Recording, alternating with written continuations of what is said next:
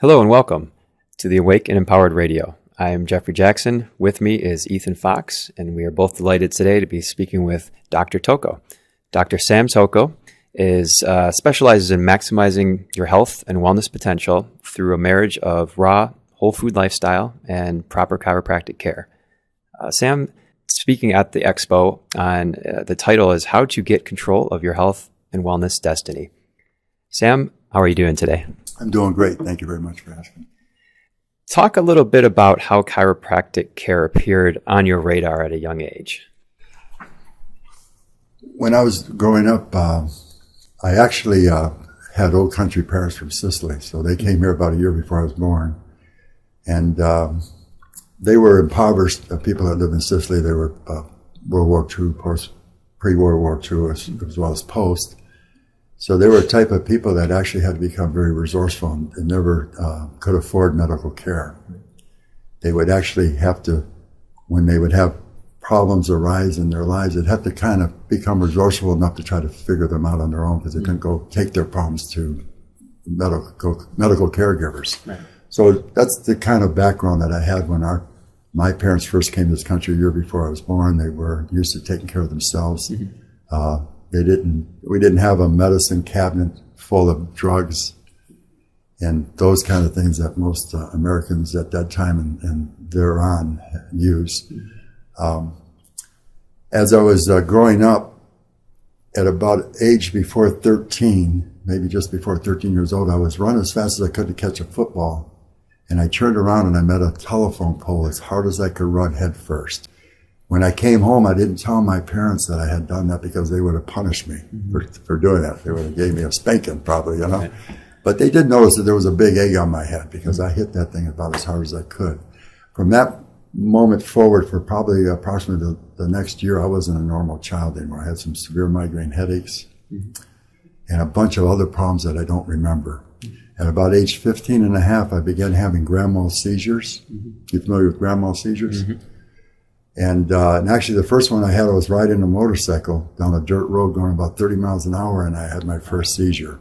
Now, because I had some white lines going through the middle of my eyeballs, I thought I was being electrocuted by the motorcycle that I was on. That's kind of the way I explained that away.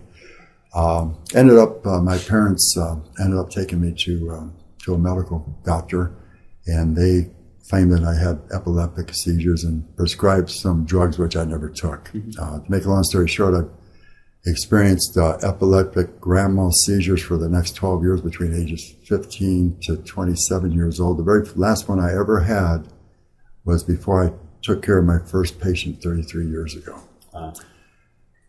Before that time, I began having an array of many other health issues and never thought anything about it, just thought it was normal for me. But another major problem I had was a major tonsil condition that caused me to miss over 2 years of work out of 5.5 years work at General Motors because every time of the month my throat would swell shut. True story. Yep.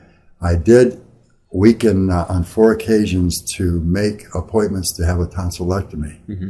But every time before the appointment would be available, I actually would chicken out. I could not imagine somebody going down the middle of my throat with a knife and cutting anything out. I couldn't live with the thought of that. So that was another major problem in my life. I still had the headaches, had lots of double carpal tunnel syndrome, elbow problems, a lot of leg problems, a left knee problem that eventually got to a point where I had a hard time stepping up on my left leg. And then I had played football for 1 year in a couple years in high school, and then started to try to play 1 year in college and couldn't complete doing that because of all the problems I was having. Had lots of car crashes, many car accidents, many of which weren't my fault. But again, who knows? Okay, right. Being at the wrong place or the right place at the wrong time, or the right time could be either here or there. But to make a long story short, I was talking to my girlfriend's mother at the time, and I was telling her about all these problems I was having in my life, and I had mentioned to her that I just recently had a car accident about 3 weeks before I was talking to her, and I was so miserable. And she recommended that I go see her chiropractor, that he might be able to help me. The first thing I said to her, as quick as I could respond, is I would not waste my time to quacks. Mm-hmm. And that's what I believed it to be true until she hesitated calmly and asked me one question. She asked me what I knew about chiropractic. And I was trying to hem and haw my brain to get myself out of this little bit uncomfortable situation. Mm-hmm. And to be honest with her, I couldn't think of anything to say. So I was just honest with her. I said, I don't know anything about chiropractic. Right. She said, you have nothing to lose. You know, your insurance will probably even pay for it. Mm-hmm. You know, why don't you just go see him? Maybe he can help you out. So I went and I saw her chiropractor, right at the corner. He was a chiropractor that had been in practice for probably a couple of decades, spoke real heavy, broken English, could hardly understand him. And I went into his office and had about a month of his care. Within that month's time, a lot of the problems that I spoke to you about went away, including the tonsil condition. Never had a problem with it ever again. The migraine headaches went away. Still had grand mal seizures. Had them for about 4 more years after that first visit. That was with him. Make a long story short, I was so blown away by my experience with this chiropractor that I was begging him to tell me about chiropractic. Give me some books to read. We didn't have the internet back then, so you had to get a hold of books, or you had to get information through the mail or through the library, but that's kind of the way you got it back then. But I was begging him, give me a book, give me a suggestion of a book. Tell me something about this. And he didn't tell me anything about it. So this all took place without any understanding of how and why it would happen. Right. But the greatest thing that he did was, I was going back to Eastern Michigan University to complete some classes for a major in psychology. I was actually going to become a prison psychologist. And that was about the 5th profession that I had gone through to get to that place where I thought I was going to be a psychologist. Right. But he refers me to a chiropractor in Ypsilanti, and he was the exact opposite. When he saw my genuine interest, he couldn't tell me enough about chiropractic. And through him, I met about 12 chiropractors in a short period of time, including a chiropractor that just passed away last year at age 97 years old, who had been in his practice for over 70 years. Okay. So I actually had an opportunity to meet that gentleman. When I did go meet him, he asked me, the first question he asked me is, why do you want to become a chiropractor? Because I expressed an interest in becoming one. I said, I was looking for something purposeful to do with my life, and something I would like to spend my life doing that had meaning and that was purposeful. And that's the reason why. Now, the only reason I bring that up is when I was reading about him after he passed, they had a big, long story about him in one of the journals, and that's exactly what he said when somebody asked him why he wanted to become a chiropractor. So he didn't tell me at the time that that's the same way that he felt. But I did go on to chiropractic college after about 2 years of checking into it, so I didn't just go right the moment that I had those great results. I really looked at it real carefully. As a matter of fact, when I went down to chiropractic college, I had no idea what a chiropractor made. It was of no concern to me. I just assumed they made a little bit better than average wage.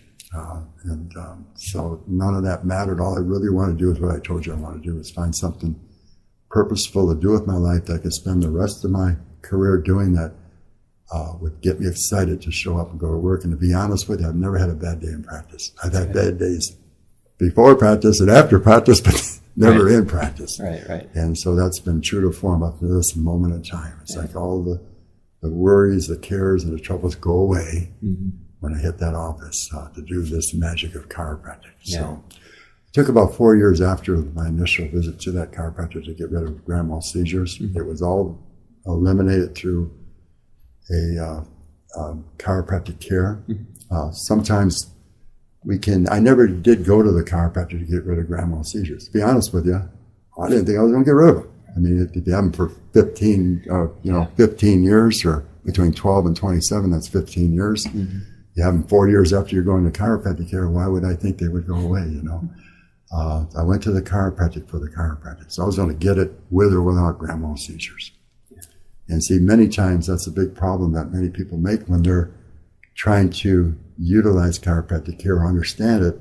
They're going to use it like medical care. It's going to be a treatment for something. And I tell people when I take care of our patients, the very first visit, I tell them, I do not treat any condition or any symptom. Not really interested in doing that here. I have a whole new world of things that we do here. We actually use chiropractic care as a process of help. over time to help a person's spinal column and central nervous system be the best that it can be. Yeah. That brings me to my next question exactly. How in this time that you've been a chiropractor, how are you redefining this? You seem to be out front with redefining chiropractic care by combining it with more of a lifestyle, raw food, whole food lifestyle living, and I'd like to talk about that a little bit.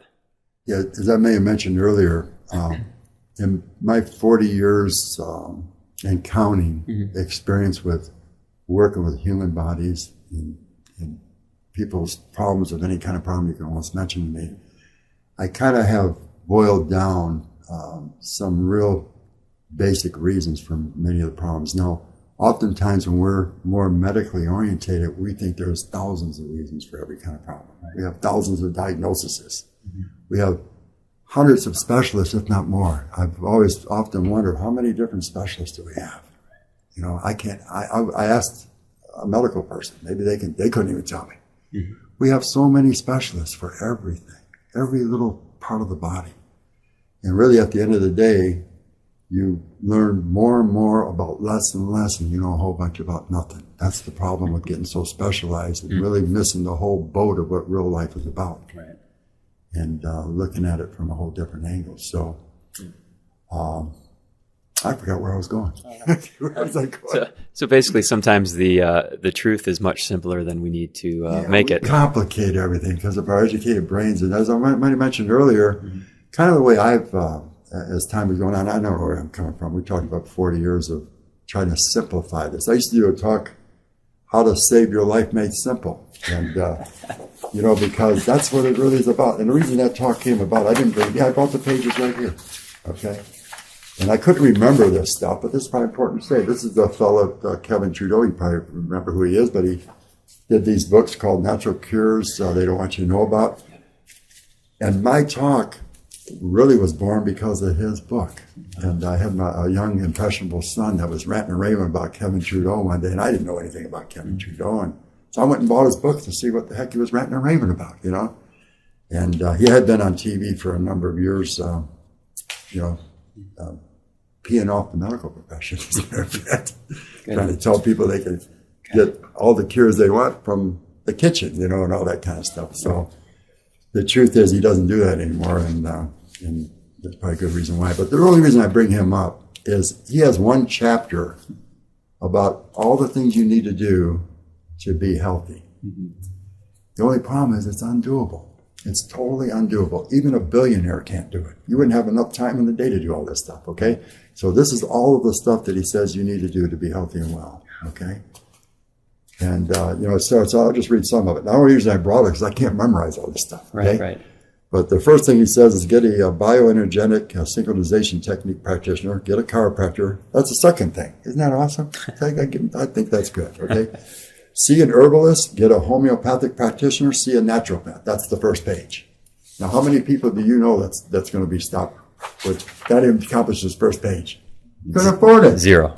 You got to be rich, okay? And then it goes on from there, okay? So it's just pages and pages and pages, including getting 15 colonics in 30 days, okay? So that's the reason I'm stepping up, because this is too much. And even the animals in the wild are the healthiest creatures on the planet. And I'm talking the ones that are deep in the wild, nowhere around human contact. They don't have any of the problems that we have. The only animals that have problems like we do are the ones that live with us. It isn't amazing that they have all the same problems we do. Exactly to the T. Isn't it amazing? Okay. So, so after 40 years of seeing the downward spiral of humanity, ever so quick from one year to the next. It's incredible how quick this is happening. You know, people are more unhealthy. By the time we get done with this interview, there's going to be a lot more sick people than there was before. That's how fast it's happening, okay? So somebody needs to step up, and I'm happy for your conference, that maybe we can awaken some people in this community, that they can get in control of their lives and start to live the good life that we all have as our birthright to have. Tell me a little bit about the doctor within approach. The best drugstore in the world is the one inside of you. Right. And the truth of the matter is, in chiropractic, we refer to the doctor within you as innate intelligence. Inborn intelligence. Maybe the way I look at it, maybe a good way to say it is the mother nature within you. The same mother nature that took you from one cell big and grew you into you, all by itself. And you didn't have to think about nothing, no one did either. Put the nose in the right place, the ears are in the right place. So we actually self-created ourselves from one cell big. And there wasn't much in that cell. There was much of nothing. Think about that, okay? And so the truth of the matter is we have all the know-how, all the intelligence and everything we need to have a good life from above down, inside out, because that's somewhere where that mother nature lives. So kind of the way I tell people is if your body went through all the trouble to make you from nothing, healing you should not be a great task, okay? And we do get all of our healing from the inside out. There's no question about it. And the nerve system has an awful lot to do with that, if not mostly to do with that. So forth. So the nerve system, the part that I really specialize in, is the reason why we experience everything in our life and ever have experienced or ever will experience, good and bad. Doesn't matter. Whatever you experience, you'll always experience through your nerve system. And that's why I have a big problem with people trying to get the wrong answers for why they have bad experiences. No one ever is told the real truth that they experience anything that you can mention to me only through their nerve system. That's the only reason they could tell you that they experienced it, okay? So we have to understand that if we're not happy with our experiences, then we have to go back to the nerve system to figure out what's going on there. And then we express and function our totality through our nerve system. There's no exception to what I just said there. So these fingers, and I know that no one on the other can see that, but these fingers function, you can see they're functioning perfectly well. You know that I can do whatever I want with them. And if they weren't doing that, the same reason why they do this is the reason why they won't do that. Okay, so our whole expression and function is all governed through the central nerve system. And just as important is the fact that we heal through our nerve system. That's why I'm very, very concerned about a person's nerve system, especially if they want to live better, because we're living, experiencing our whole life through our nerve system. The difference between you and a corpse is your nerve system, okay? And when a person loses their life, they wait for that flat line at their brainwave level to say that you've expired, because that's where it all starts and that's where it all ends, okay? And then we heal through our nerve system. Very important to understand that.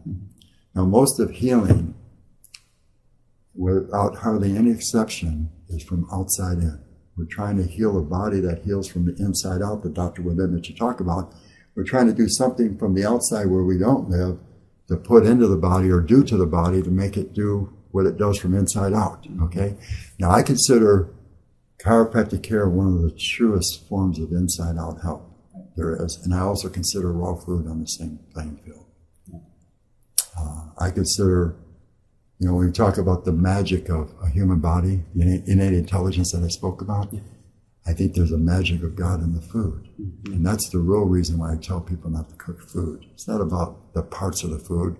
We take the whole human body and we make it into mechanism, a mechanistic approach. It's all parts. The real truth of the matter is you're not about your parts. That's the least thing you're about.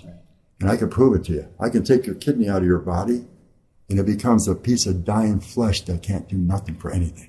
Okay? But when it's inside your body, it's a whole different ballgame. That's the same way I feel about food. That once we start to take it apart, it's the same difference as taking the human body apart. And then we lose, when we cook food, we lose the magic of God in the food. Now, what's the magic I'm talking about?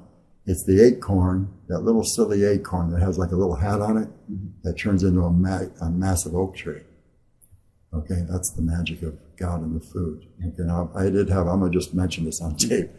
I did have a born-again Christian in my office get mad at me when I say God's in the food. No, he's not in the food. The magic of God is in the food. God doesn't live in food. Okay. I'm curious, what are some of the major breakthroughs you've experienced with patients of yours in terms of taking them from having a serious health crisis to improving? What's the most dramatic? You know what? In all the years I've been in practice, there's probably hardly anything you can mention to me that I have not seen a person become free from. Anything. Almost anything you can imagine. So any organ problem you can tell me about. You know, I had a patient, I have this written testimonial that came to me came to me after he was diagnosed with a dead and dying hand, age 27 years old. And dying, ready to cut it off. They're going to chop it off. And thank God his chiropractor sent him to me. His chiropractor sent him to me. But I have a testimonial where it got about 85% better in about 3.5 weeks, to the point where he was able to go back, continue on with the backpacking trip that he had lined up before this all went down. So he went ahead and did that, okay? And now, just so you know, his hand up and started to die just about a month before that, out of seemingly nowhere. But I actually questioned him, because nothing like that ever comes out of nowhere, especially for a 27-year-old fellow. But when I was questioning him, I found out that about 4 years, almost to the day, he went through the windshield of a full-size van, sitting in the middle of the van like a missile, in an alcohol-related car crash. And that's probably what brought him on. But it came on about 4 years later, okay? So that's the big problem about judging your health by how you feel rather than how you really are. You can have a false sense of security. You can think things are all right. You know, he thought things were all right probably a few months before that, or a year before that. Maybe they weren't, okay? So I can tell you lots of dramatic things. I've had people stop becoming suicidal. On my website, I have a fellow, I met him 80 years old, 79 years old. He's probably about 82 years old now. But I have a testimony on the website. Was supposed to get his shoulder replaced, dismantled and replaced 12 days before I met him. Now, he wasn't coming to me to be my patient. He just heard about this special technology and x-ray that I have in the office, which is called digital motion x-ray. He wanted me to take a motion x-ray study of his shoulder to give to his surgeon, so the surgeon would have a very good look at his shoulder when he was doing the dismantling. The problem is, even before I met him, I didn't think he should get his shoulder replaced. It's probably the most horrible thing anybody could do at any age, especially at 79 years old, especially if there might be a way to help it out without doing that. But he had 3 doctors that promised him that that's the only way that he could deal with this situation. Now, what I do that's different than most doctors, I looked at both shoulders when I took his picture, and I really didn't see a difference between the both of them. He brought an x-ray to me that was taken at a bad angle that showed that there was not much space in that shoulder joint. When I took the picture around the whole shoulder, and I saw there was a lot of space. Then I asked for this permission with no charge to go ahead and look at his neck, because I kind of felt that the problem was in his neck.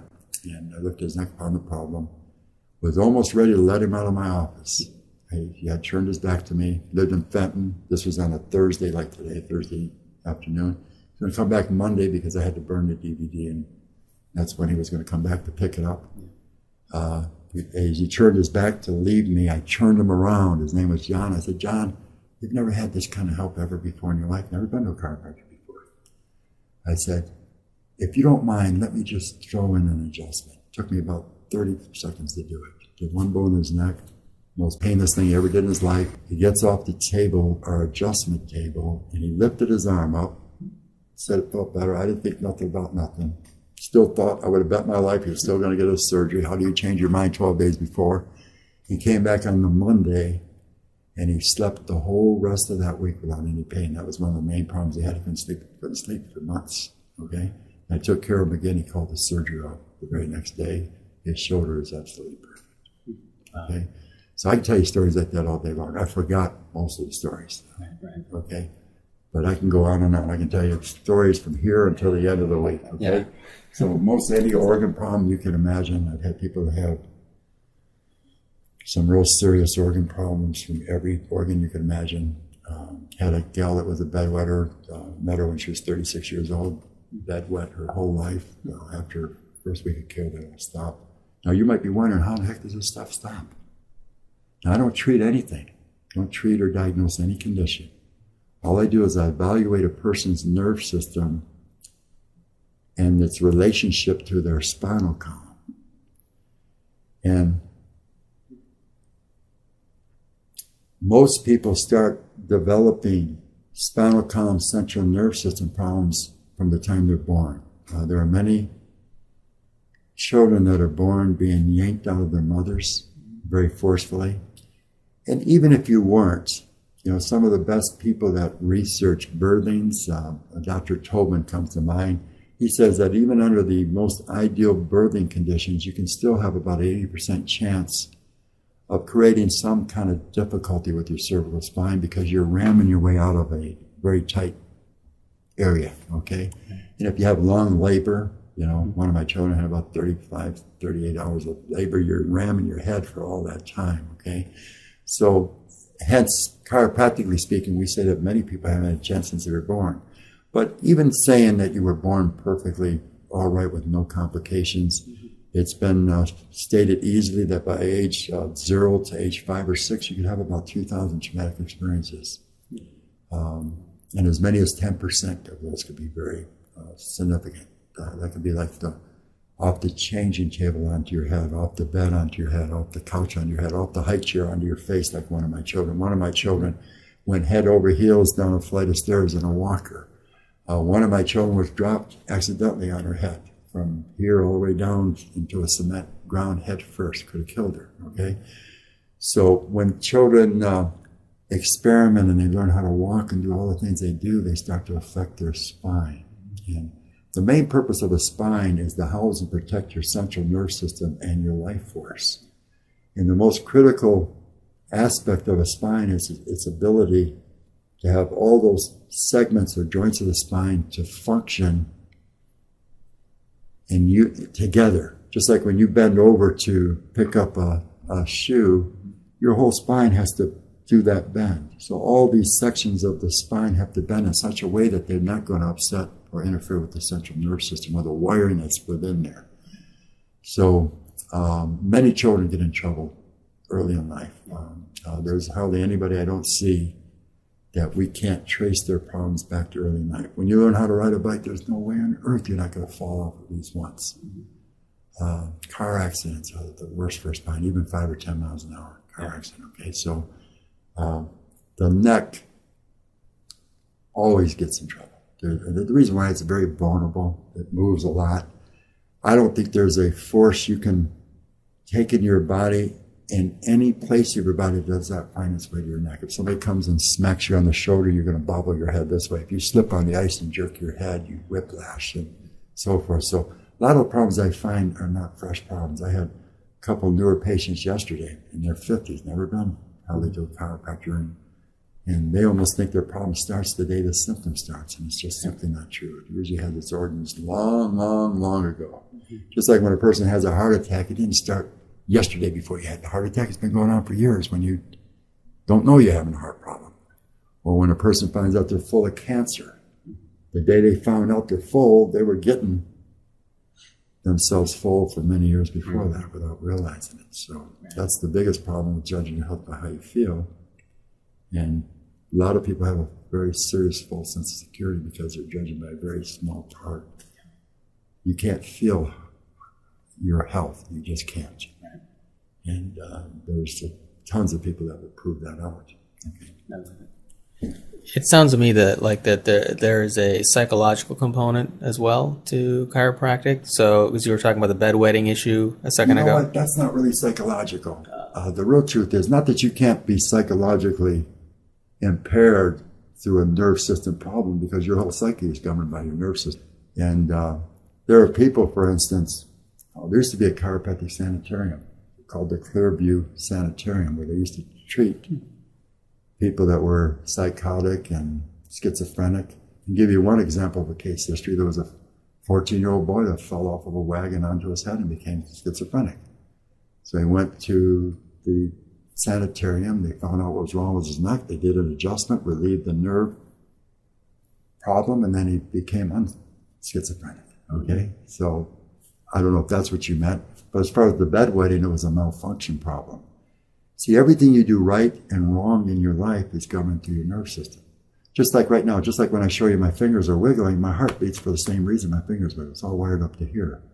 So if there's an interference between your brain and your body, there's going to be a malfunction problem. So you can have, there are people that go to the bathroom frequently, get up multiple times a night. Now, a lot of times, medical diagnosis, most times, is not accurate. It's been said, even by AMA studies, that over 85% of the time they're wrong about what they thought was going on. Okay, so you can't always judge by what they're saying.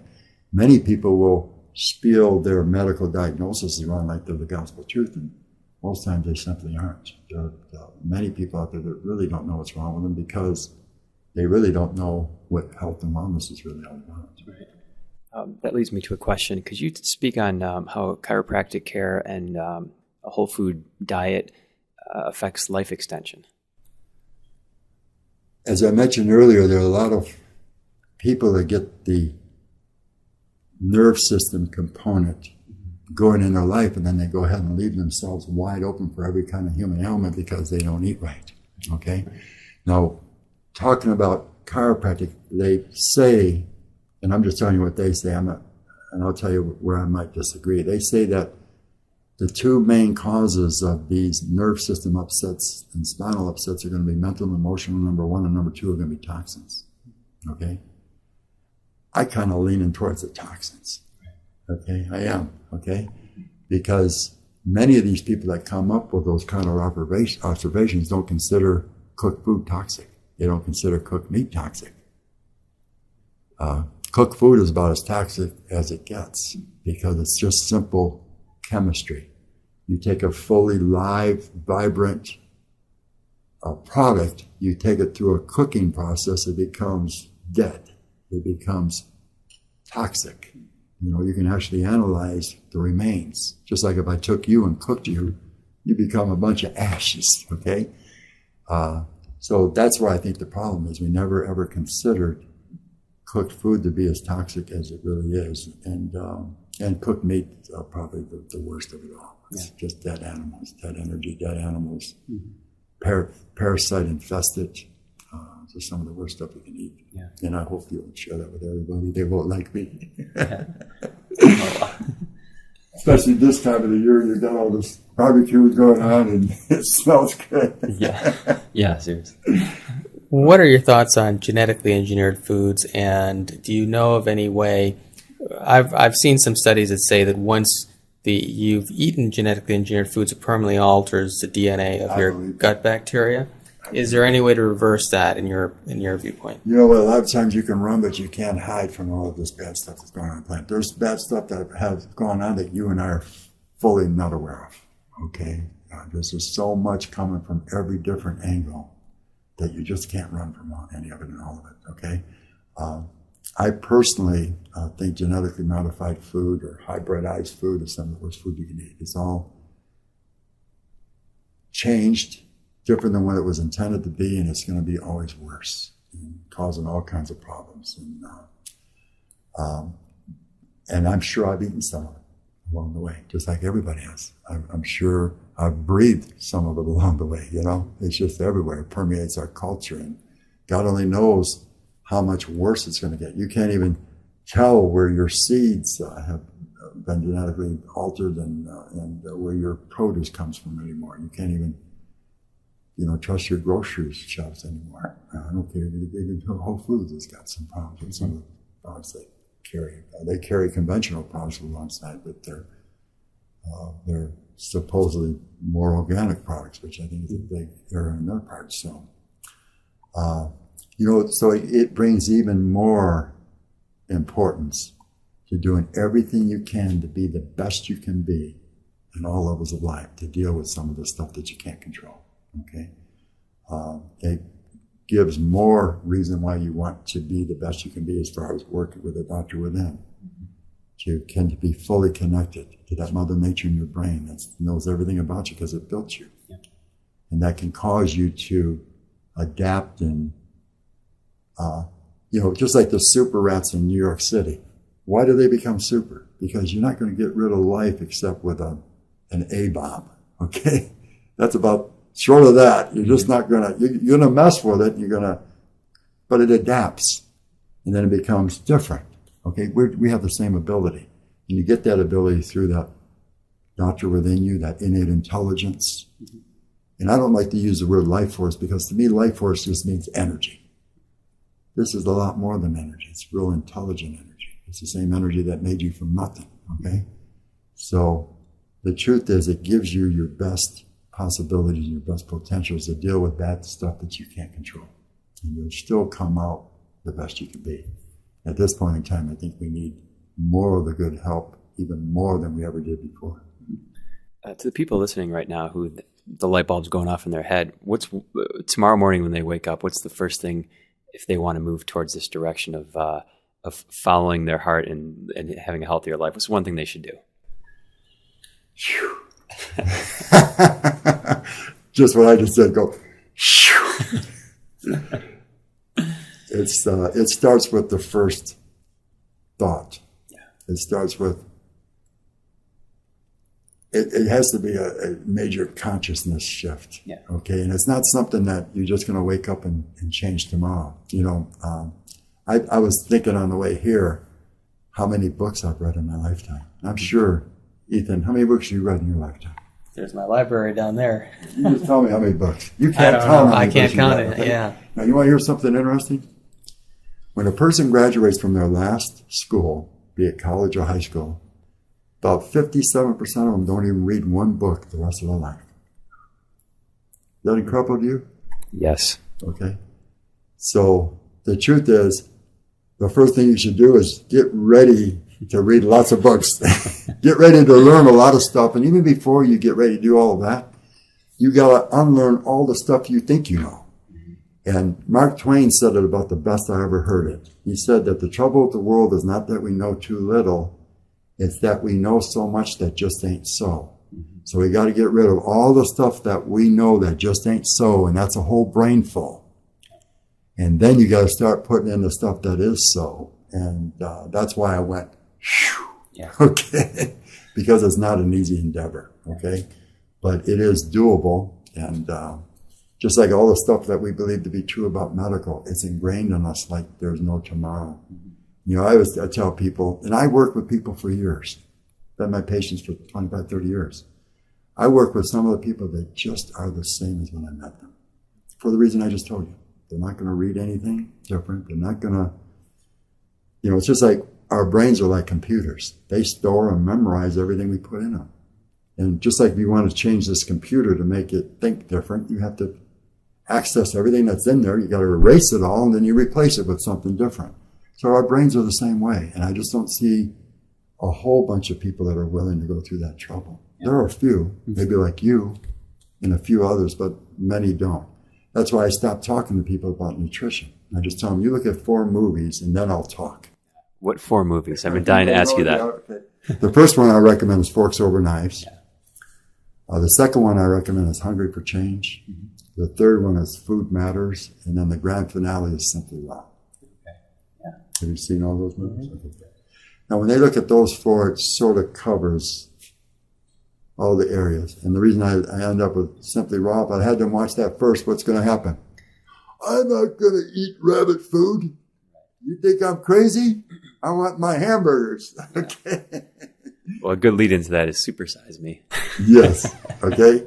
And I think the real problem with Supersize is not only eating cooked food, but eating meat every single day, every meal for 30 days straight. See, meat is the backbreaker. And that's what I think that I learned from that movie. It wasn't so much the cooked food and the 5.5 pounds of sugar at the end of the month. Yeah. It might have been the meat 3 times a day. All that meat.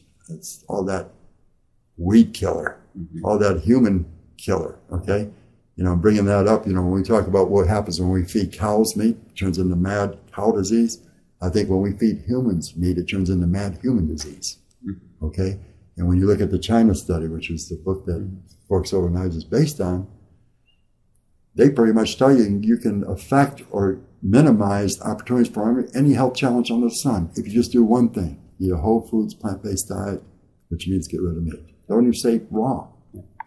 Okay, so you can minimize opportunities for almost any cancer, heart disease. Incidentally, the way it's going, 5 out of 6 of us in this country will die from either heart disease or cancer. No questions asked. Okay, so that's the most important thing. And incidentally, Whole Foods, my son works for Whole Foods, they actually pay their employees to watch these movies that I just mentioned to you. They actually pay their employees to watch Forks Over Knives, so they hopefully choose not to eat meat. Yeah. Now, why would they do that? Because they want smart people to work for them. They want healthy people to work for them. Isn't that smart of them? Yeah. Okay. Every employer should want that. Have smart people working for them, not toxic people that can't think straight. I think that's also a sign of also the increasing consciousness of everyone around, having companies just being aware of that and passing it along. You ever go to Whole Foods? See how nice everybody? Oh yeah. Every place you go, you get great service, people that are excited to be where they're at, and certainly they have a better consciousness than the average person that walks the street. No questions asked. Yeah. Now I know the answer to this question, obviously, because I've been on a raw food diet for a long time. But so one of the first questions that comes up when discussing a raw food diet with somebody who is not used to that is, where do you get your protein? You know, how can you can't get protein from a raw food diet, and that's why the elephant gets his protein right from the earth, the dust of the earth. The truth of the matter is, the greatest, most majestic, the most huge animals that walk this planet are vegetarians, and so that should be very simple to handle that. Okay, the truth is, you can get more usable protein from an avocado than any piece of meat. That's the truth. See, a lot of people just don't know what really is so, and they really think they got to eat animal carcass that's dead and make that part of their lives and think that something good's going to come out of that. Okay, but that's true what I just told you, that more usable protein in an avocado. So if there's a problem there, just go eat avocados, eat nuts and seeds. Okay, there's bodybuilders that don't eat meat that look real nice and buff. Okay, Right. Now watch. You could probably build your body better eating meat because you get all the hormones. You get the steroids that the cow gets, and that's the reason why I believe we're seeing some real big children running around, like 12 and 15-year-olds that are bigger than houses. It's because everybody's on steroids that eats meats and dairy products and eggs. And see, that cracks me up when they're picking on the baseball players. Well, everybody's on steroids, okay? And everybody's getting affected by it, especially if you eat meat and dairy products and those kind of things. So when you're saying eat a plant-based diet, you're also referring to not eating fish or just a totally vegan diet, correct? I think, all meat is a big problem. And actually, Dr. Clemens from Hippocrates Institute, he claims that chicken and fish are worse. And, sometimes, and that's what people say. Well, I don't eat red meat. I eat salmon, this, that, and the other. Dead is dead no matter how you look at it, okay? And there, even when you talk about spiritualism, I think the worst thing you can do with your spirit is to introduce dead animals in your life. It goes against thou shalt not kill. Just like when, all the animals are created, they're just as important as you and I are. And I always tell people when they don't believe me, I find out if they have a pet that they love. And most people have pets that they love more than humans. I say there is no difference between blowing away Buddy, your dog, in cold blood as it would be to do the same with a cow. No difference whatsoever. Okay, and I think that's when we talk about this upset with the nerve system, I think that's one of the greatest spiritual interferences you can put in your life is when you become a graveyard for dead animals and all the evil vermins that come along with that shouldn't be occupying your body and taking it over as it does, okay? Well, I agree with what you're saying, because one of the things that I've noticed running a raw food group for, I think, about 7 or 8 years now is when a person goes from a conventional diet to raw food diet, they actually start opening up spiritually. They start seeing their world differently. Their attitude improves. They become happier. I mean, that's... You're exactly right. And I was going to tell you a little bit about my history, how I stumbled into this. The greatest thing about my journey into raw food is I accidentally did it. And that's why sometimes I feel sorry for folks that don't have the blessing of just doing it by accident. But it really was by accident over many years. And many years ago, I juiced a whole bunch. I was a juicer. Sometimes I juiced 7 days a week, a quart at a time. And years ago when I was doing that, I didn't need to eat much because it's about as high as octane food you can get. And it goes right in your bloodstream in a very short period of time. So I got everything I ever needed. But the problem is, over many years of doing that, I lost a lot of weight without knowing it, because I felt so darn good. I felt like a feather. And I felt so good that I didn't realize that I was getting pretty darn thin. But and when I first realized it, I brought a scale into my home a number of years ago. And I have a son that's about 5'10", just a short guy. And I brought the scale in, and he hopped on it to see how much he weighed. He weighed 198 pounds. He's a real short guy compared to me. And I jump on the scale, and I'm over 175 pounds. And then I realized how skinny I was getting, just because I was just, many days a week, I just ended up juicing. So then I started trying to consciously put the weight back on. Because when I took my clothes off, after I realized how little I weighed, I looked like I just got out of the concentration camp, okay? Mm-hmm. So I started eating more food, and I was still, maybe about 8, 9, 10 years ago, I would eat meat maybe once a week. And the only reason why I would is my son was a chef at the time. And both my older sons, and actually my third son, I have 5 sons. Okay, so the first 2 are real seriously strung out on meat. And I didn't realize it, but it became because of me. It's kind of like the Bible says, the sins of the father become the sins of the children. When my parents came from the old country, they grew up eating from the farm. They didn't like meat. They didn't eat meat. When they came over here, they believed the lie that everybody needs milk and meat for strong bones and healthy teeth. So they started feeding me milk and meat. Because they didn't like meat, they would cook a whole chicken, and guess who would eat the whole chicken? The meat addict, okay? They would bake a big steak. My dad would take one bite out of it, and when I enjoyed himself, guess who ate the whole steak? So I did that for the first 26 years of my life. Ate very little raw food or vegetables. Didn't eat hardly any fruit whatsoever. So that's the way I started. Okay, so no wonder I wanted to eat meat. But it happened for the first 26 years of my life, almost 27 years. Then I started learning about macrobiotics.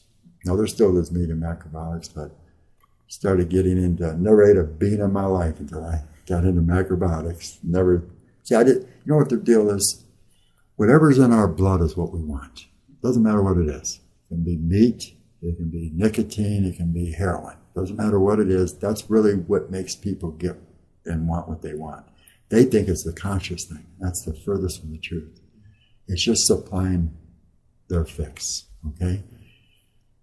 So that's the way that I made my first 2 boys, to the point where they were the same way I was. They would eat, as I was getting away from meat, I was shoveling it to them, because let it go to waste, it's prime rib, let it go to waste. Right.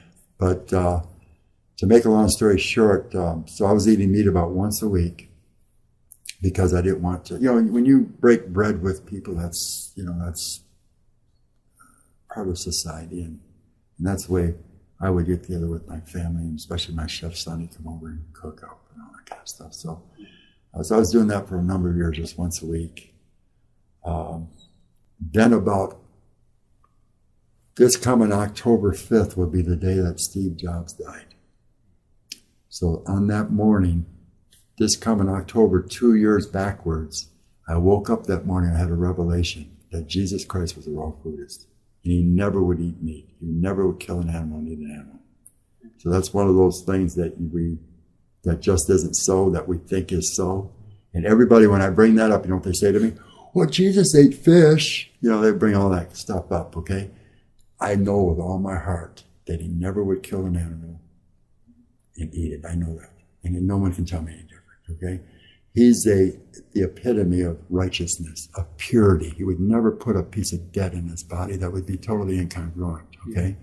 So I woke up that morning. I didn't know Steve Jobs died. It just happened to be that day that he died, that I fully realized that was true, and that Jesus also was a raw foodist. I believe that Adam and Eve were raw foodists. There was no way that they would cook anything. The garden was there for their taking, as it was there for all the other animals on the planet. And we changed it all up. And we made, and I personally, and I don't want to get into this religion, this is not a religion thing, but I personally think that's the real downfall of man, is eating meat. It's not the apple. Yeah. To me, that's kind of doesn't make no sense. An apple a day keeps the doctor away. 10 apples a day makes you a great life, I think it's just a bunch of hoodwinking going on and so forth. But, I always make fun that, I couldn't imagine Jesus in the backyard flipping burgers. Give me a break, okay? He created the animals just to be important as us. Thou shalt not kill means those animals too, and maybe any kind of life. We shouldn't have any right to take away a life that we didn't create. It's none of our business. It shouldn't be something that we should practice. Yeah. Where do you get your fats from in the kind of raw food diet you eat? Is it You know what? I'm probably a little different than most people that you go to and through. I don't fragment food. I don't worry about protein, carbs, amino fatty acids. I don't worry about vitamin C, D, F, G, H, I, J, K, L, and L, P. I don't care about any of that stuff. I think that's all a medical thing. It's all brought about by medical because that's the way we do the human body. So now that's the way we do the food. The truth is the animals in the wild never cared less about protein, fats, vitamins, minerals. I personally believe we're made from the dust of the earth, and we should do as good as we can eating from the dust of the earth. And I also believe that we're biologically connected to our environment, and that my biologics will provide for me anything that's necessary for me. Now watch, I also believe it's more in the natural too. And there is no natural around here, not unless you get deep in the woods of Michigan somewhere, kind of like the way David Wolf does when he does the foraging. So I'm in total agreement with that. I think that's really the way it was intended. Just like the animals in the wild, they don't have plots of farming going on. And again, I don't know how much I can trust the stuff I buy in the grocery store. I do work with a farmer in the area in North Branch that uses heirloom seeds, grows everything naturally, just rotating crops. That's about 380 acres.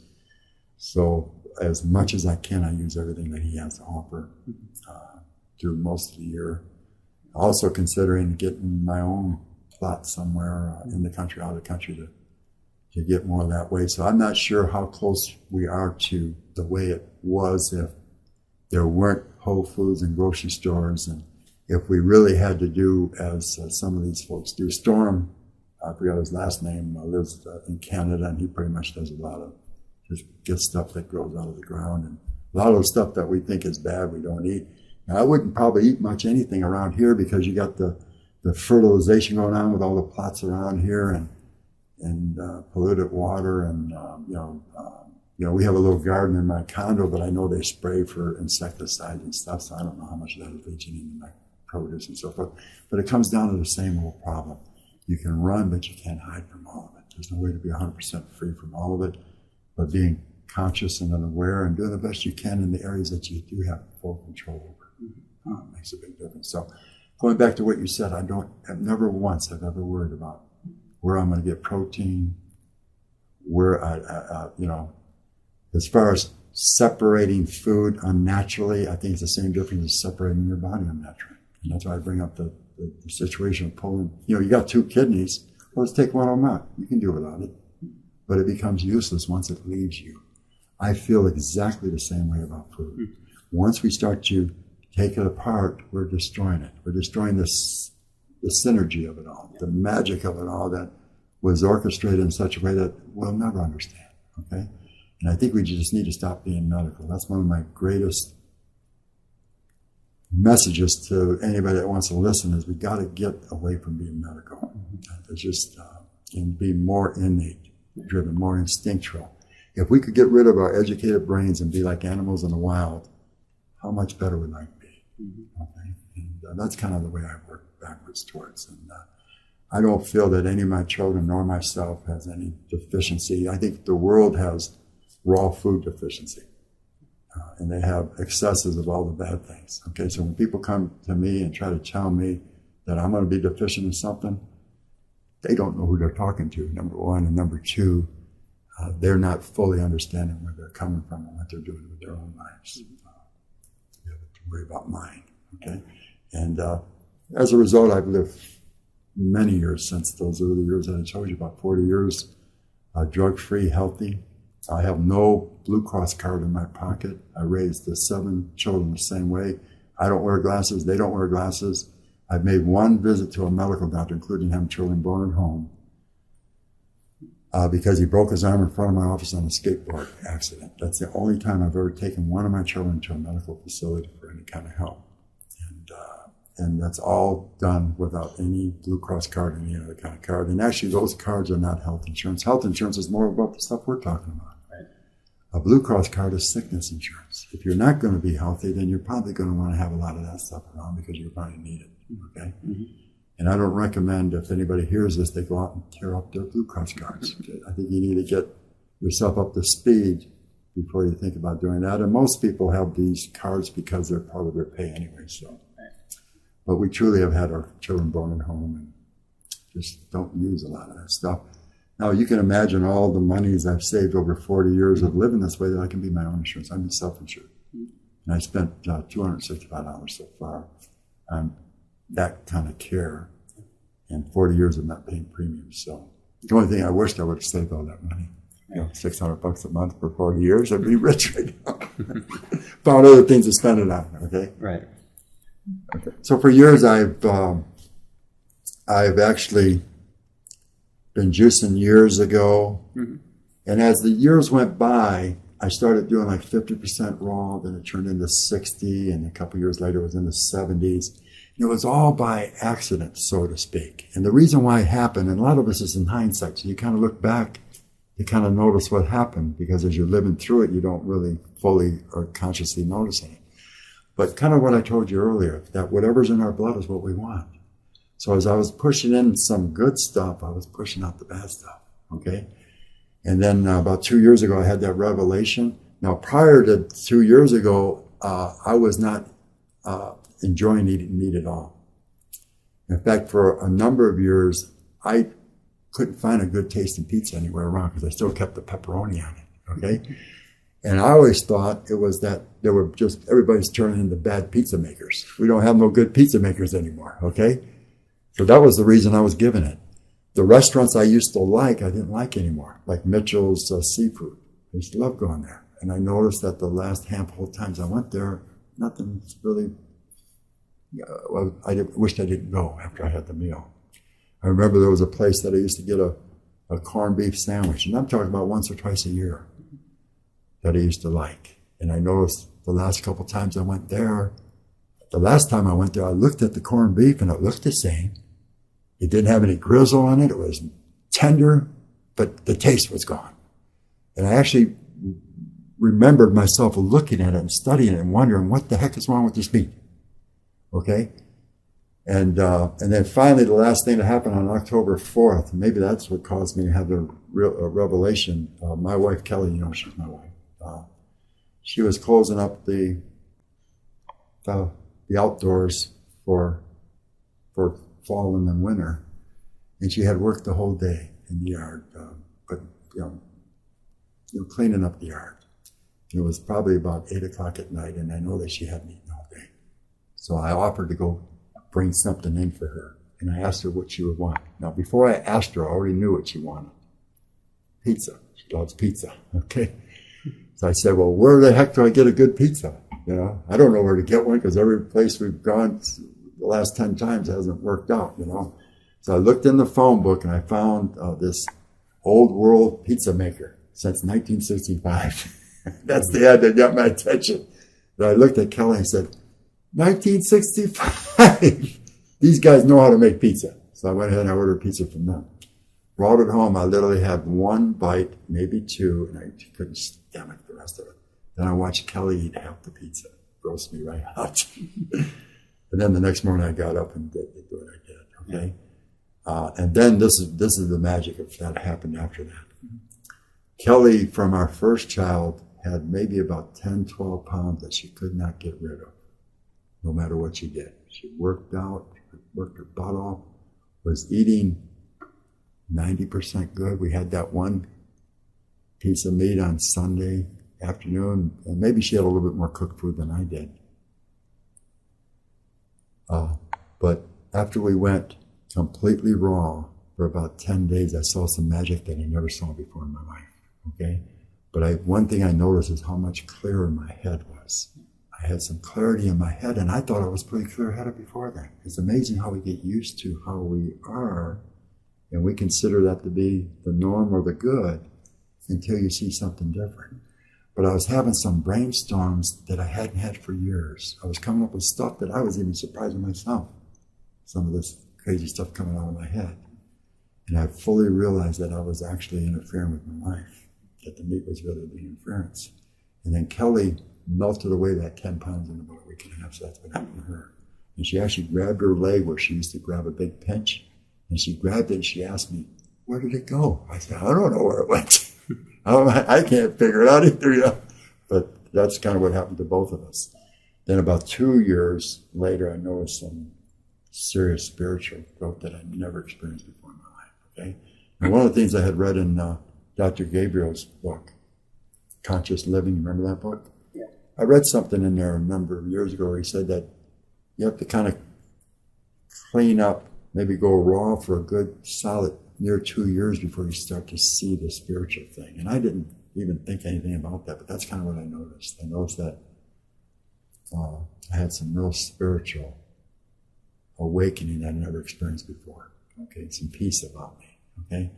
Another thing I noticed, I don't know if you ever read David Wolf's book called Nature's First Law. I haven't read it, but I've studied a lot of. If you get a chance, that in my opinion, that's one of the most incredible books ever written. One of the most incredible books ever written. Okay.